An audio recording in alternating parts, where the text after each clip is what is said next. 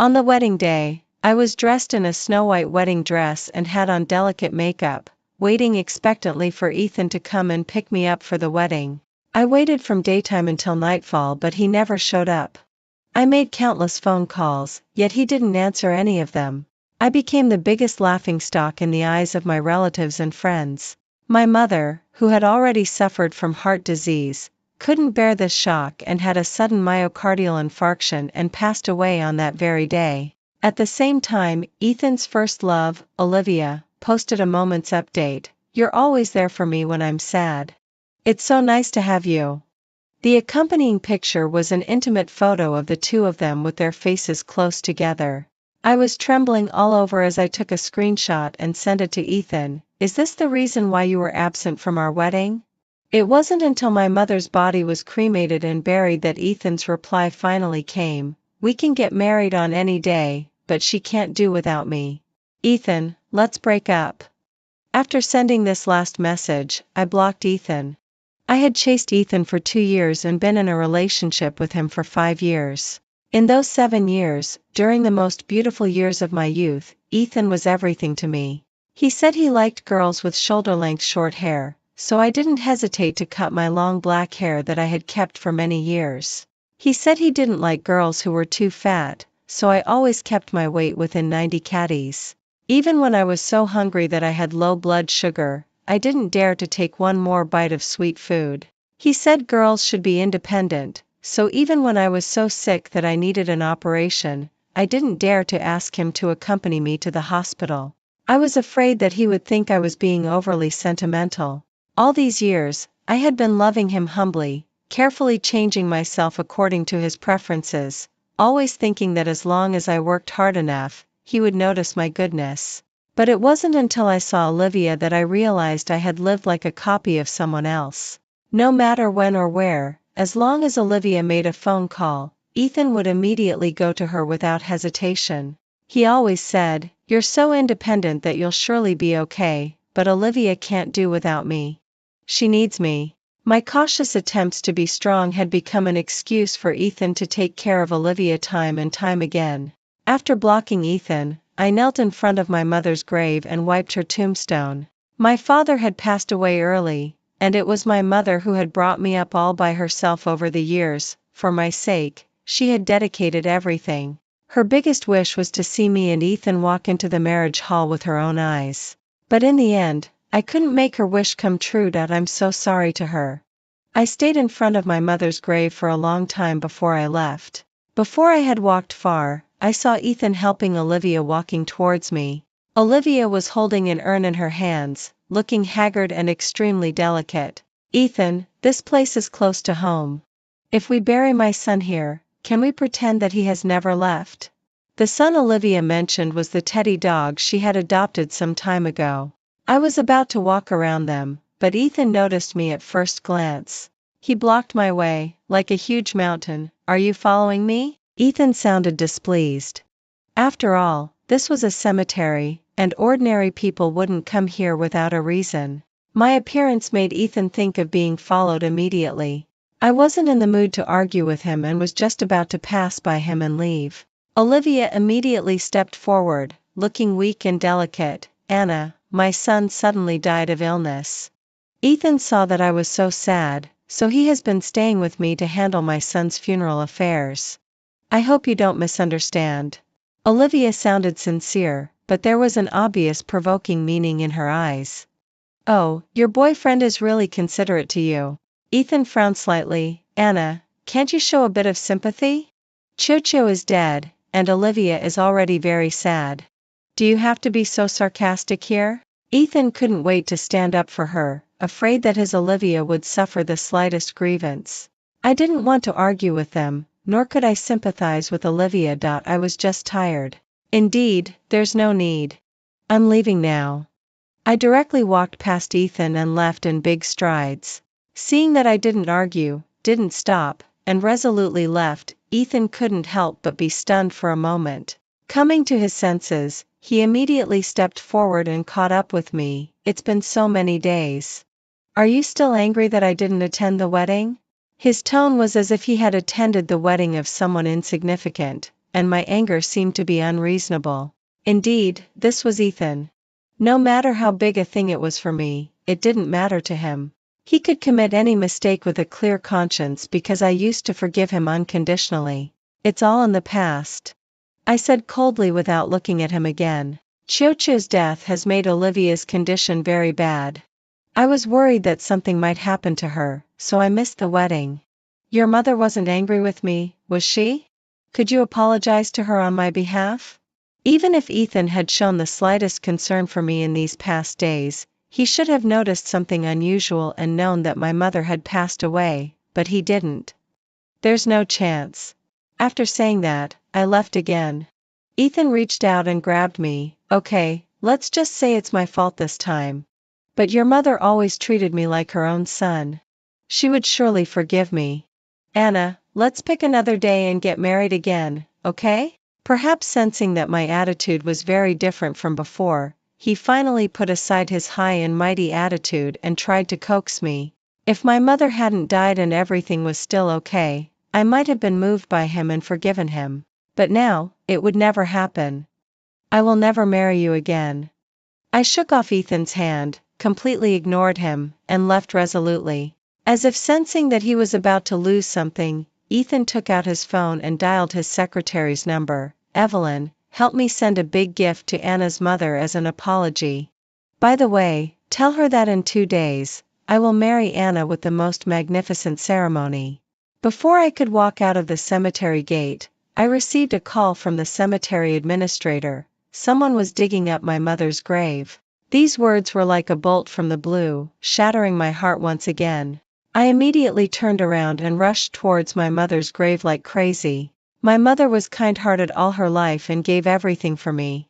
Even when she learned that she had heart disease and her life was in danger at any time, she told me that there should be no name engraved on her tombstone in the future. Only the words, "May my daughter be safe and happy all her life," needed to be engraved. She said these words were her lifelong wish and also the origin of my name. Ethan, my son will surely like this new home. As soon as I arrived, I saw that the urn of Olivia's pet dog had already been placed in my mother's grave and 2 bodyguards from Ethan's family were refilling the soil to bury it at that moment. And my mother's urn was left alone on the side. What are you doing? I rushed over and questioned them like crazy. Who gave you the permission to dig up other people's graves without authorization? Olivia pretended to be scared and hid in Ethan's arms. This is the new home I chose for my son. We've already informed the cemetery administrator.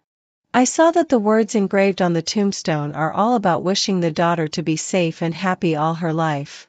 I'll just give the daughter of the deceased more money later. She'll surely be willing. Why are you so excited? It's really scary. I pushed past them and snatched the shovel from the bodyguard's hands and frantically dug up the soil they had just filled in. Anna, what are you making a fuss about again? Stop it. Ethan snatched the shovel from my hands. Ethan, you're not human. I roared and then started digging with my hands. Seeing that I was about to reach the urn soon, Olivia got anxious. Stop her quickly. My son is already so pitiful. I won't allow it to be dug out again. The 2 bodyguards immediately pinned me down. Let me go. I struggled desperately but couldn't break free from their restraint at all. Olivia is already very sad, yet you still want to dig up Chiyo's grave to stimulate her. You're really going too far. Apologize to her quickly. Never. Olivia dug up my mother's grave to bury her dog. I wished I could tear her to pieces. Ethan, you've always said that she's gentle and considerate. I think she's just pretending in front of you. Look at how crazy and scary she was just now. If you really marry her, you'll surely be laughed at by others. Olivia took the opportunity to whisper in Ethan's ear, looking at me with a provocative look on her face. Who dares to laugh at the woman of mine, Ethan? Ethan's words made Olivia look unhappy for a moment, but that bit of unhappiness disappeared in an instant. She was best at disguising herself. Just like she clearly didn't like dogs but insisted on adopting a teddy. Ethan walked towards me with a cold and stern look on his face. Anna, you're being so sentimental just for a grave. You really disappoint me. Apologize to Olivia quickly, and I can consider forgiving you. I won't do it. I gritted my teeth and didn't back down at all. Don't forget that your mother's illness still depends on the medicine from my company to be maintained. The only operation that could completely cure her heart disease, which I mentioned before, has already been arranged for next week. Ethan's words were full of threats. Do you mean that you'll cut off my mother's chance of survival for her? My mother had always treated Ethan like her own son. She always told me not to let Ethan down and that he was a man worthy of entrusting my life to. Ethan also respected my mother because she had saved his life once. Ethan had promised my mother more than once that he would definitely cure her heart disease and let her live a long life with many descendants. I really didn't expect that Ethan would use my mother's life to threaten me just for Olivia. Ethan took out his phone coldly and continued to threaten, yes, so will you apologize or not? Haha. Although I had already given up on Ethan in my heart, at this moment, I was still extremely disappointed that he could be so heartless for Olivia. Tears involuntarily rolled down from my eyes. Seeing me crying, Ethan frowned slightly and a strange look flashed in his eyes. He was about to say something when Olivia gave me a disgusted look. I really don't know why you're being so dramatic.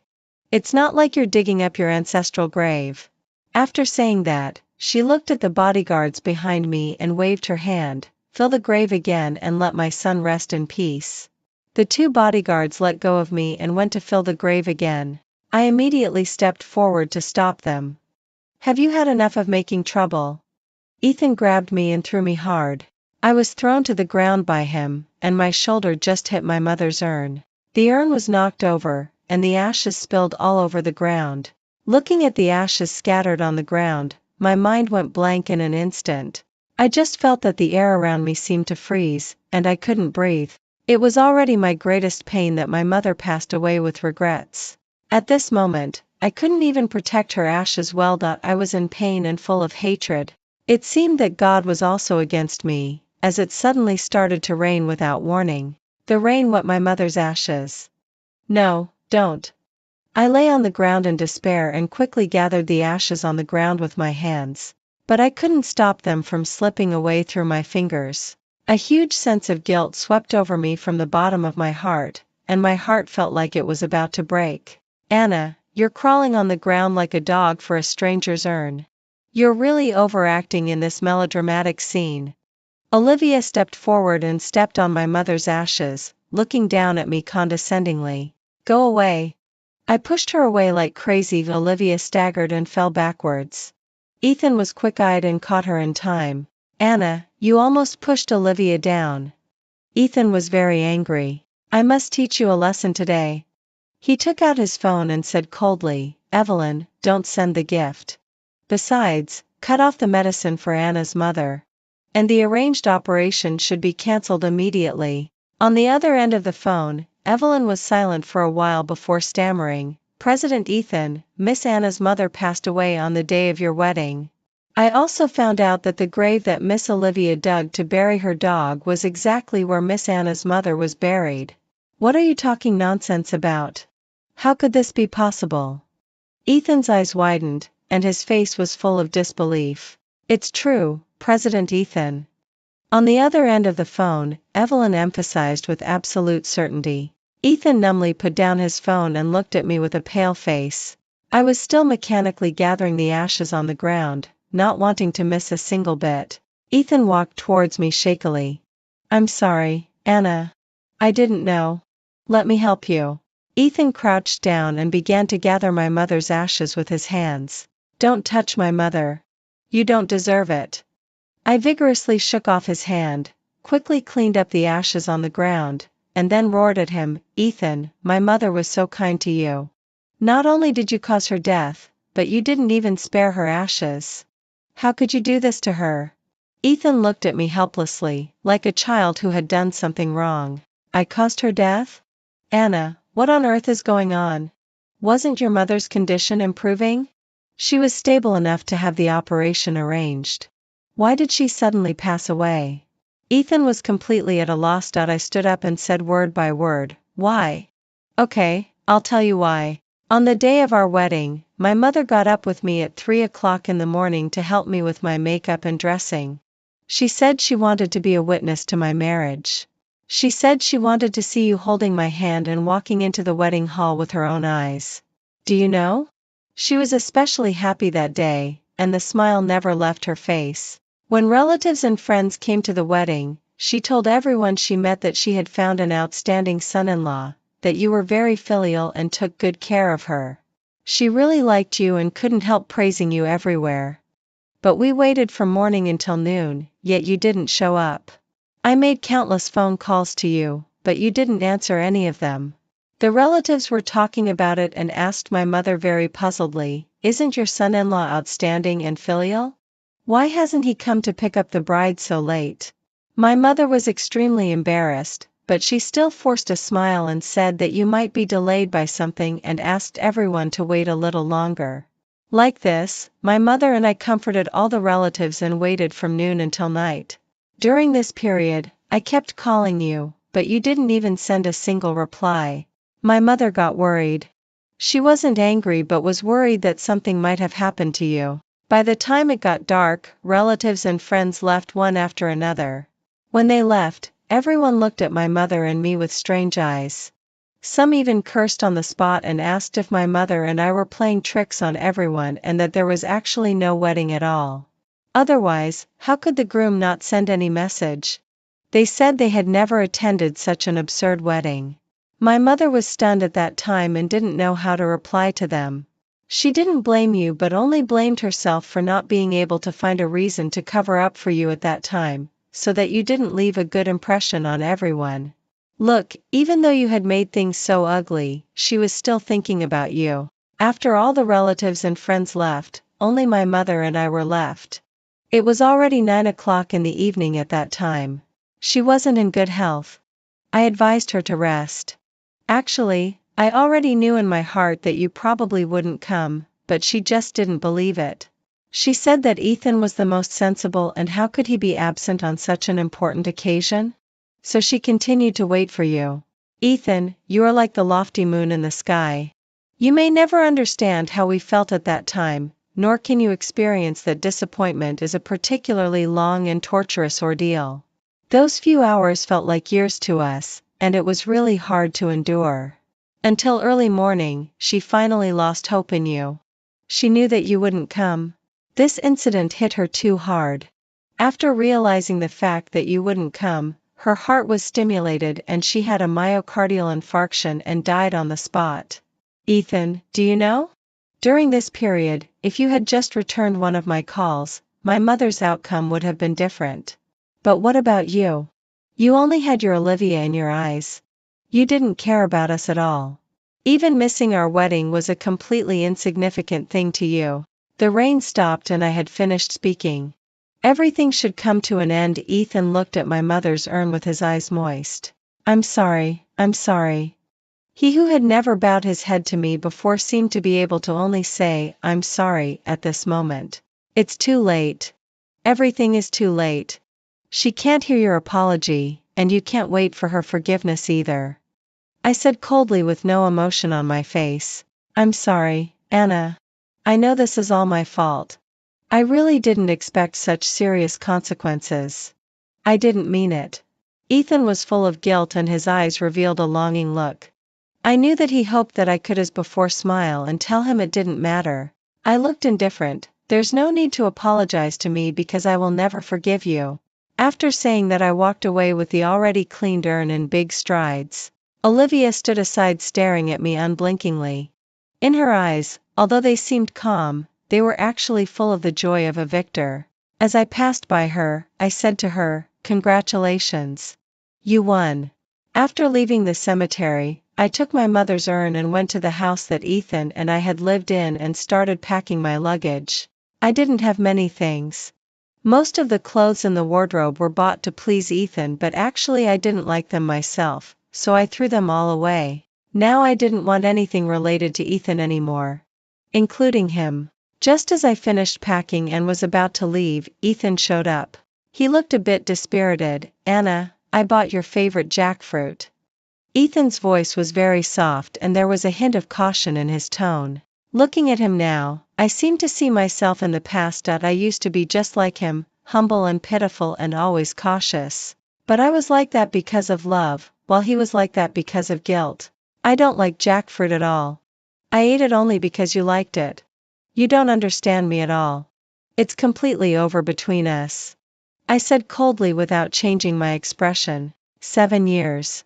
For a full 7 years, in order to make Ethan's eyes stay on me for a few more seconds, I did everything I could to change myself and to please and flatter him. Everything about me revolved around him. If he smiled at me, I could be happy for several days. If he frowned slightly, I would be so panicked that I didn't know what to do. I loved him blindly and even completely lost myself. During those days when I wasn't loved, I was always worried about gains and losses, cautious, and as humble as a dog. Until he agreed to marry me, I excitedly thought that I had finally seen the light at the end of the tunnel. But I was wrong. Love is the most elusive thing in the world that can't be forced. Love is like thick fog that will block our vision. Only by letting it go can we see the road ahead clearly. If I had woken up a bit earlier, perhaps my mother wouldn't have fallen into the expectation of Ethan with me. I hated Ethan and I also hated myself in the past. Anna, didn't you say that your biggest wish in life was to marry me? Don't go. I'll marry you tomorrow. I'll make you the most dazzling bride in this city. Ethan reached out to try to hold me back, but I dodged sideways. I don't know when it started, but I began to resist Ethan's approach. The most dazzling bride? Ethan, don't you think that's too ironic? Mentioning the wedding was like rubbing salt into my wounds. Ethan actually thought that I was still looking forward to becoming his bride. He really overestimated his position in my heart. His hand froze in midair. He stared at me blankly for a while and then continued in a low voice, I know I was wrong last time. I've also realized my problem. I just made it clear to Olivia that I won't contact her anymore in the future. Ethan, you don't have to swallow your pride to make up for your mistakes. You and I will go our separate ways from now on and have nothing to do with each other. No, I'm not trying to make up for my mistakes. I really don't want to lose you and want to be with you properly, Ethan quickly explained, looking sincere. But it was hard for me to believe. I couldn't tell whether it was true or false and I didn't bother to guess. Goodbye. I said goodbye to Ethan and didn't look back or stop at all. Love is the most illusory thing in the world. Once it dissipates, it disappears without a trace. I took my mother's urn and left this city. My mother once told me that if she were younger, she would like to go to the countryside to teach as a volunteer to help more young and helpless children and those young mothers who were lost in the countryside. Just like when she raised me alone, she had also longed for others' help. Because she had been through hardships herself, she wanted to hold an umbrella for those in the rain. And now, I wanted to be that umbrella. I was going to fulfill her wish for her. I went to a very remote small mountain village. It was there that my mother had saved Ethan when he was a teenager. At that time, Ethan was seriously ill. It seemed that he had been forgotten in the mountain forest. My mother found him and took him home, treated his illness, took care of his injuries, and provided him with food and clothes. It was already very hard for my mother to raise me alone. After picking up Ethan, her life became even more difficult. She worked 2 jobs every day. In just a few months, my mother suddenly looked several years older. At that time, Ethan was so ill that he couldn't even speak. Opening and closing his eyes and breathing were the only things he could do every day. Even when it came to drinking porridge, my mother had to spoon it into his mouth 1 spoonful at a time. I was young at that time and just thought that this big brother was so annoying, making my mother so busy every day. She was too busy to accompany me or even have time to eat. I hated this big brother. But slowly, Ethan started to get better. He would keep staring at me, and he would make faces to make me laugh. I pursed my lips and stared at him blankly, wanting to laugh but not daring to. He didn't seem that annoying anymore. Under my mother's meticulous care, Ethan's body gradually returned to normal. Until 5 months later, he was able to get out of bed. He would help my mother clean the house, carry water and heavy things for her, and also play with me. I was so happy. But my mother wasn't happy about it.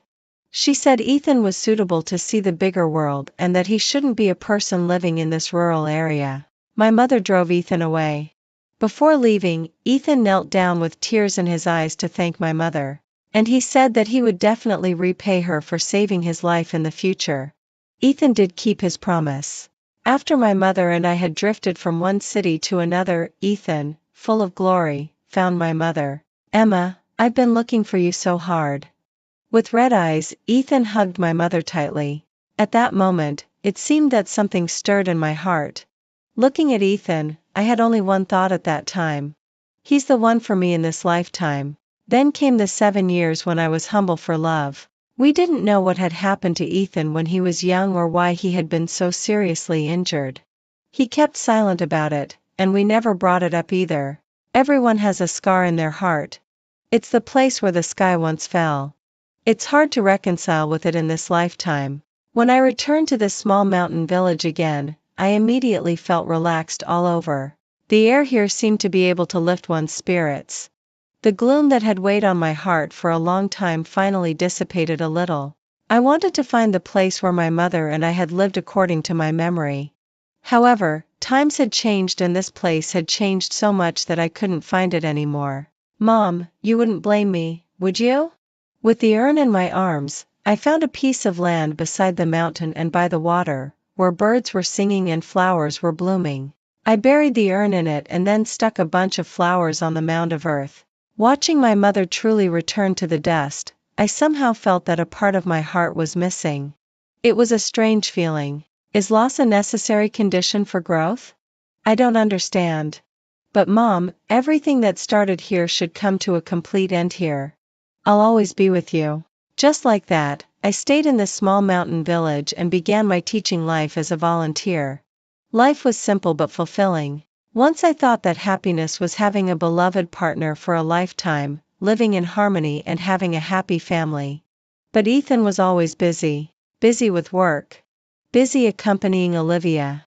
Busy dealing with all kinds of things, big and small. He just didn't have time to stop for me. So I thought happiness was so hard to achieve. Now I think that happiness is the smiling faces of children, the recognition of parents, the dissemination of knowledge, and watching the children in the mountains grow up healthily. Actually, happiness can also be very simple. Here, I fully realized that living for myself was such a free and happy thing. I would like to live a simple and happy life like this forever. But God didn't go along with my wishes. My happy life didn't last long before it was interrupted. That night, on my way home after class, Olivia showed up. She gave me a strange smile and then everything went dark before my eyes. When I opened my eyes again, I had been locked up by Olivia in a dark and damp factory building. She was wearing an expensive dress and high, thin heels, standing in front of me like a noble princess, looking down at me. And I, with a dusty face, was tied to a wooden bench with my hands and feet bound. "Long time no see, Anna," Olivia said with a smile. Her casual tone was just like greeting an old friend. But she and I were not friends. She came with ill intentions. "What do you want to do?" I asked warily, looking around. There were 2 burly men standing behind me, staring at me maliciously. What do I want to do? Well, you've got me there. I don't know. It depends on my mood. Olivia played with her fingernails and said lightly. She must have gone to great lengths to find such a remote place. She couldn't have come here without a purpose. Is it because of Ethan? I have nothing to do with him anymore. There's no need for you to trouble me anymore. I looked at Olivia cautiously, feeling that her state was a bit off. She seemed a bit crazy. Nothing to do with him? Olivia snorted coldly and looked at me with hostility. Ethan is almost going crazy because of you, and you tell me you have nothing to do with him? I was slightly stunned. Going crazy because of me? What do you mean? I had clearly told Ethan to end everything and deleted all his contact information. I hadn't contacted him for such a long time. Why would he go crazy because of me? Olivia didn't answer my question but just looked at me coldly, sizing me up. Anna, it seems that I underestimated you before. I really didn't expect that Ethan would actually be so heartless for you. In the past, he would feel so distressed even if I just frowned. Suddenly, she pounced on me, grabbed my chin tightly, and stared at me with fierce eyes. Today I just want to see what kind of magic potion you gave Ethan that made him not even look at me." Olivia, who always seemed delicate and fragile, suddenly seemed to turn into a fierce beast with its jaws wide open at this moment. It gave me a big fright. "What on earth do you want to do?" Looking at the changed Olivia, I felt a sense of unease in my heart. "Don't be nervous. I just want to know how far Ethan could love you." Olivia slightly parted her lips, and her long fingernails gently scratched across my face. Under the tingling touch, there was a bone-chilling fear. Then she got up and took 2 steps back, giving me a cold smile. "Bring me a knife." The man on my left handed Olivia a sharp dagger. Olivia took the knife and played with it flirtatiously. Her eyes looking at me were full of mockery, as if she was hesitating about how to butcher me like a lamb. The blade reflected a terrifying cold glint under the dim light. She slowly approached me again like a ghost. "Your face isn't that outstanding. How could it make Ethan unable to forget you?" She pouted, opened her eyes wide, and looked at me with a puzzled expression. Hidden in her fluttering big eyes was a vengeful desire for anger. She bent down and put the tip of the knife close to my right cheek. Then she slowly exerted force and stabbed it in. Hiss!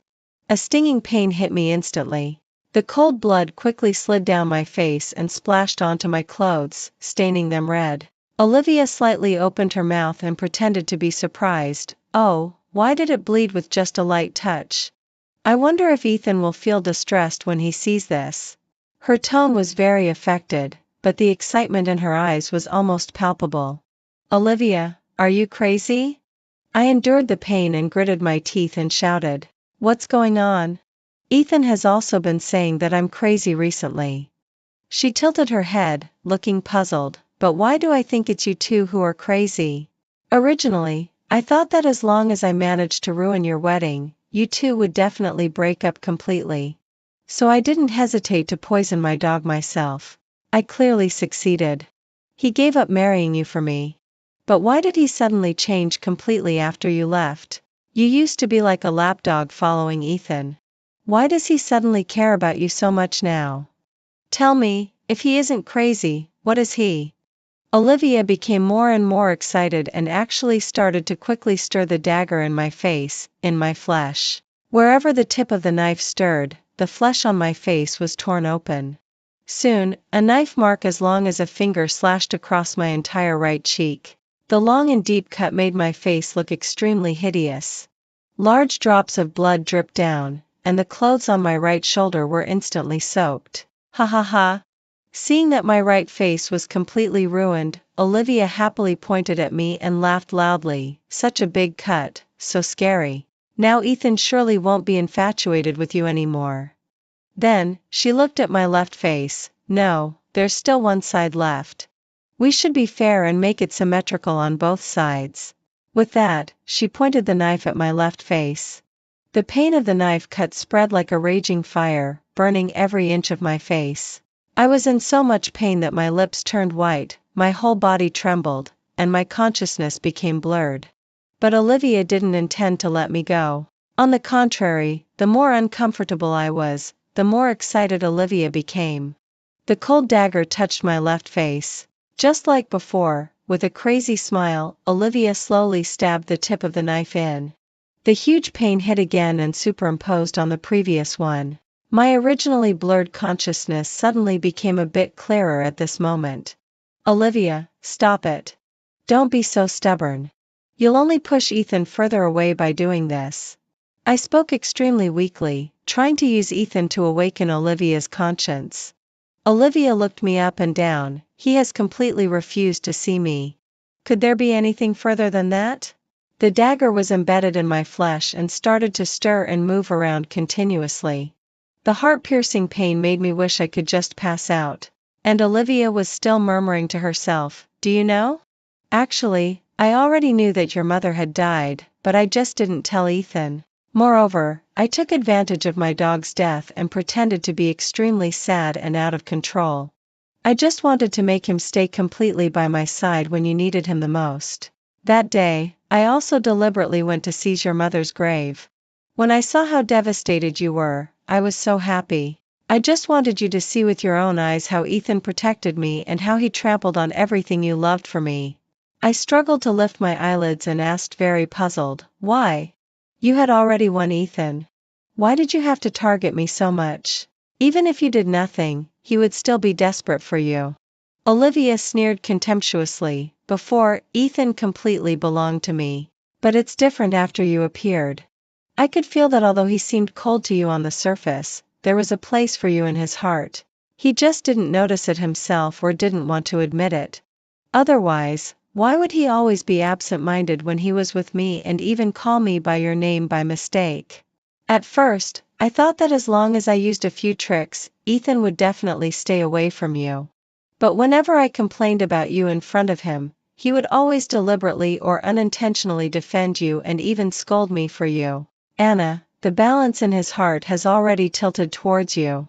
Do you think I should target you?" Olivia roared, and the force of the dagger in her hand suddenly increased. Hiss! The intense pain eroded every part of my body. Every breath pulled at my wounds, like adding fuel to the fire. Olivia had completely lost her sanity because of love. She was crazy. And I, too, had been tied to the stake by the god of death and was on the verge of death. "Okay, now your face is perfectly symmetrical." Olivia withdrew the dagger and looked at me with satisfaction. It was as if she was admiring her proud work. After admiring it for a while, Olivia seemed to feel bored. She put the dagger aside, then sat on the chair in front of me and looked at the two burly men behind me listlessly and said lightly, "I'm a bit tired. Let her keep you entertained for a while." Although I was tied to the chair and couldn't move with my consciousness blurred, I was very clear about what Olivia's casual words meant. Seeing the two men approaching me step by step, I was completely panicked. "Olivia, what you're doing is illegal." I struggled to speak. Every word I uttered made the wounds on my face feel as if they were being torn apart again, causing extreme pain. Olivia clapped her hands indifferently. "It doesn't matter. No matter what I do, my father can fix it for me." At this time, the two burly men had already walked up to me and were staring at me evilly. The desire in their eyes was even more frightening than the dagger in Olivia's hand. I looked horrified, as if facing a formidable enemy. "No, don't come over. Cherish it. With your hideous appearance like this, maybe only the two of us brothers are willing to touch you." With that, the two of them rubbed their hands and reached out to touch me. At the moment of being touched, I felt as if thousands of ants were crawling on my body. It was extremely disgusting. "Go away, go away." With my hands and feet tied, I couldn't break free. I could only keep shaking my body while sitting on the chair. I could even clearly feel that under my shaking, the cut flesh on my face seemed to be about to fall off at any time. But I had no time to care about that. I just wanted to escape from their touch. "Why are you pretending to be a chaste and fierce woman?" One of the men seemed to lose his patience and directly slapped me hard, knocking me and the chair to the ground. I lay on the ground, and my vision became blurred. The intense pain from that slap almost made me faint. Pain, fear, helplessness, and despair. They were like surging waves, sweeping over me crazily layer by layer. But the devil's claws didn't show any mercy to me. They were like the tentacles of the god of death, reaching out to my body again. I wanted to resist, but I was powerless. I could only be like a lamb waiting to be slaughtered, allowing them to tear my clothes apart. The aura of death surrounded me, telling me, "Don't resist. Accept your fate." Yeah, what could I use to resist now? And who could save me? Perhaps I was really going to die. I vaguely saw Ethan's figure. Just like when I fell in love with him for the first time, he was bathed in bright light. He quickly approached me step by step, with worry in his eyes. Was this the last gift from the god of death to me, a pitiful person? Letting me see the man I had once longed for before I died. Well, that was kind of nice. I closed my eyes and let the tears slide down my scarred cheeks. I accepted my fate. Anna, wake up." But why was I being held in someone's arms, and Ethan's voice sounded so clearly beside my ear? All of this was like a dream, making it hard for me to tell what was real and what was fake. I struggled to lift my eyelids, trying hard to see clearly what was in front of me. It was Ethan. He really came to save me. Ethan? I tentatively opened my mouth. It seemed that just calling out his name had used up all my strength. He held me in his arms and nodded frantically. It's me, it's me. I'm sorry. I'm late. Ethan had lost weight and looked much more haggard. He, who had always been particular about cleanliness, showed up in front of me with a stubbly beard, and his hair seemed to have not been taken care of for a long time. He was in a mess all over. He didn't look like his old self at all. No wonder Olivia said Ethan was crazy.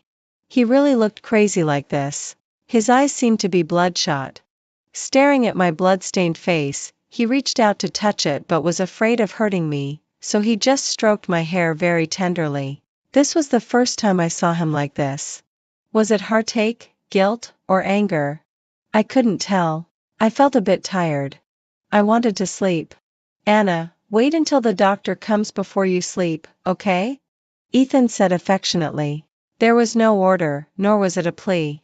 There was only gentle concern. Okay. I nodded as if possessed by something. Looking around, Olivia and the two men she brought had already been restrained by the people Ethan brought. You take a rest. I'll handle today's matter for you. Ethan helped me to the chair, gently put me down, and then put his suit jacket on me. His gentle eyes were like a whirlpool, attracting my heart. It seemed that they were going to make me fall for him again. The next moment, Ethan turned to look at Olivia. Those gentle eyes instantly became extremely cold and stern. He was a completely different person from just now. Brother Ethan, you're finally willing to see me. I knew you definitely still couldn't let me go, right? Olivia was only immersed in the joy of seeing Ethan again and didn't sense the murderous coldness on him at all. Ethan walked towards Olivia, and his voice was like an ice pick. Why did you lay hands on Anna? Of course it's because of you. Who told you to cut off contact with me for her? Olivia pouted and acted coquettishly towards Ethan as before. In the past, at times like this, Ethan would touch her head and smile affectionately. But now, Ethan was only angry. There was a strong hatred in his tone. Aren't you afraid of my revenge? Olivia broke free from the restraint of others and, as before, she gracefully took Ethan's arm and said confidently, You love me so much. You wouldn't bear to hurt me. When she said this, Olivia also looked at me intentionally or unintentionally. I endured the heart-piercing pain and struggled to stay conscious as I watched Ethan and Olivia. I indeed won't hurt you, Ethan said coldly. The corners of Olivia's mouth lifted slightly, and she once again threw a provocative and complacent look at me. But in that instant, extreme astonishment flashed in her eyes. She widened her eyes and stared at Ethan in a daze, her eyes full of disbelief. But I'll kill you. It was only at this moment that Ethan gritted his teeth and added the next sentence. Olivia subconsciously looked towards her own heart. There, a dagger was deeply plunged in, and blood was slowly seeping out. Ethan had killed Olivia with his own hands. With unwillingness and extreme shock, Olivia collapsed to the ground under Ethan's cold gaze. Why? She spat out blood but still looked at Ethan with a glimmer of hope. You shouldn't have hurt Anna. She is my bottom line. After saying this indifferently, Ethan didn't look at Olivia again. Seeing this scene, I was also dumbfounded. I never expected that Ethan, who had always regarded Olivia as the apple of his eye, would kill her for me. This fact hit me so hard that I, who was already extremely weak, couldn't bear it any longer. I passed out. In the darkness, I vaguely felt as if someone kissed my forehead and said sorry to me. When I opened my eyes again, I was already in the hospital. Later, I learned that on the day I had the accident, Ethan was sentenced to prison for the crime of intentional homicide. As for Olivia, she also died on the spot. Before going to prison, Ethan deliberately transferred all of his assets to my name and arranged for the best doctors to heal my face. My life seemed to have returned to its previous state. Free and unrestrained, carefree. But I also felt that there seemed to be something in my body that came and went, leaving a strange emptiness in my heart. I knew that it was the place that belonged to Ethan. Sometimes I couldn't help blaming Ethan. Why did he reappear in my life? Why did he bring back the love that I had finally buried deep in my heart? I didn't want to be trapped by love. It would make people exhausted both physically and mentally. But sometimes, I would also be grateful to Ethan. It was he who made me understand what love was. It was he who made me deeply realize that I had once lived passionately. Many years later, a student asked me curiously, "Teacher, you're so beautiful. Why don't you get married?" I looked into the distance towards the south where Ethan was and said meaningfully, "I've been married. It's just that there was no groom at my wedding." The end.